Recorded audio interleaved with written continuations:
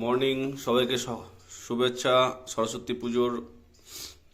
তো আজকে ভ্লগটা ঠাকুর দিয়ে আরম্ভ করলাম। সরস্বতী পুজো আমাদের বাড়িতেও হচ্ছে। সরস্বতী পুজো তো এখন বামুন আসেনি, পুরোহিত আসার কথা ছিল, কিন্তু এখনো আসেনি।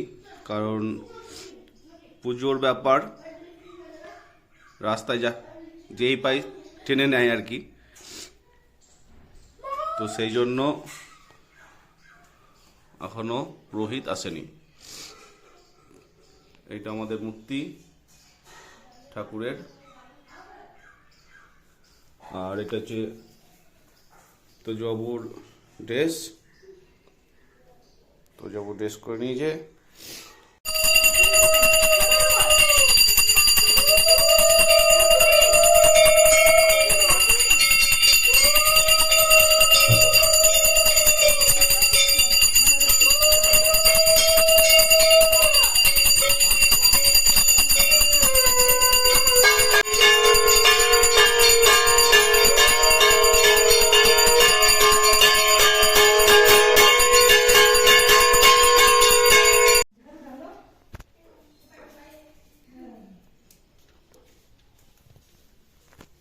পুজো শেষ হয়ে গেল।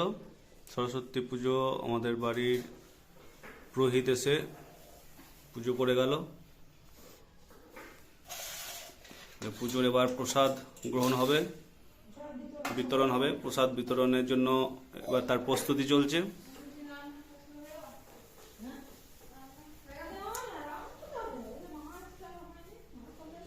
এইটা হচ্ছে আমাদের বাগদেবী,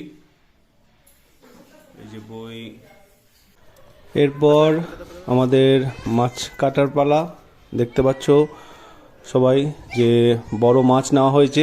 সরস্বতী পুজোর আগের দিন তো সবাই বার করে, তো ওই জন্য কিছু হয় না, নিরামিষ। তারপরের দিন বড় মাছ, পুকুরের সব থেকে বড়। আর এই যে আমাদের বাড়ির গার্ড বলা যেতে পারে, মাছ কাটলেই ম্যাও ম্যাও আরম্ভ হয়ে যায়। তো সেই দিনটা ভালো করেই উদযাপন হয় আর কি, আনন্দের সঙ্গে।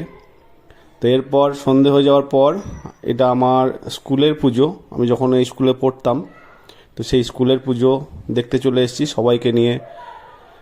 এত সুন্দর সাজিয়েছে। এখনকার যে ছেলেগুলো আছে, হয়তো দিনের দিকে আসতে পারিনি, বাড়িতে যে পুজো থাকে। তো তারপর পুজো পরিক্রমাতে আমরা সবাই মিলে বেরিয়ে গেছি। এটা আর একটা পাড়ার পুজো। সরস্বতী পুজো যে অনেক রকম প্যান্ডেল হিসাবে ব্যবহার করে হয়, তো এখনকার ছেলেরা সেটা তুলে ধরেছে। আর এত সুন্দর কারুকার্য করেছে, দেখতে খুবই ভালো লাগছিল, যেমন দুর্গাপুজো হয় আর কি। তো ছেলেগুলোও খুব আনন্দ করছিল।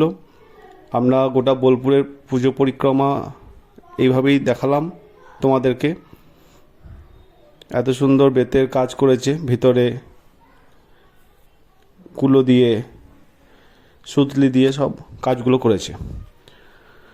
তো সরস্বতী পুজোর সকলকে শুভেচ্ছা জানিয়ে ভ্লগটা বেশি বড় করব না। ভালো লাগলে লাইক, শেয়ার, সাবস্ক্রাইব অতি অবশ্যই করে দেবে। আর এটা হচ্ছে সব থেকে বলবো, যেটা আমার কলেজ, লাস্টের দিকে এসছি সেই পুজো দেখতে, হই হুল্লোড় করতে।